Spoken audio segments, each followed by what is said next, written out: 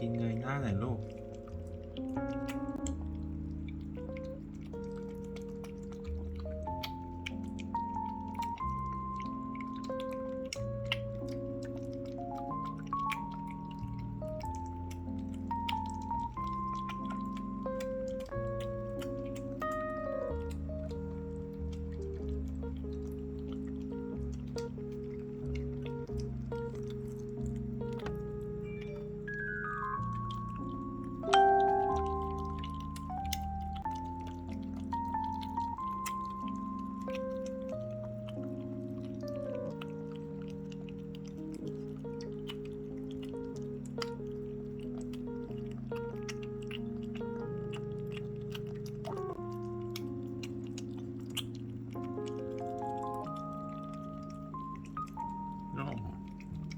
น้องครับ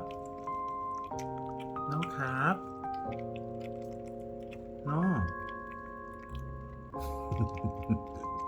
หันมามองคอนี่ทุกคนน้องน้องครับน้องครับ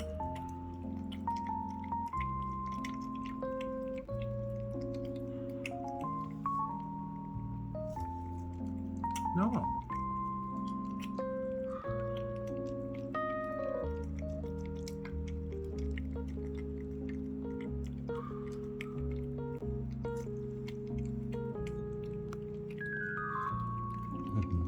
เติมปากด้วย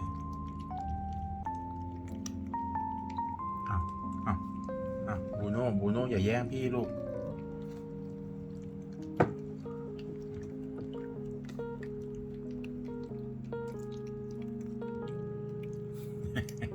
โน่อย่าแย่งพี่สิเอลี่ก็ไม่ยอมครับทุกคน เอลี่ไม่ยอมครับ จนบูโน่จะหันกลับไปกินด้วยเดิมไหม ไม่ครับบูโน่ไม่ยอมครับ เอาหัวแทรกเข้ามาครับ เอาสิล่ะทำไงดี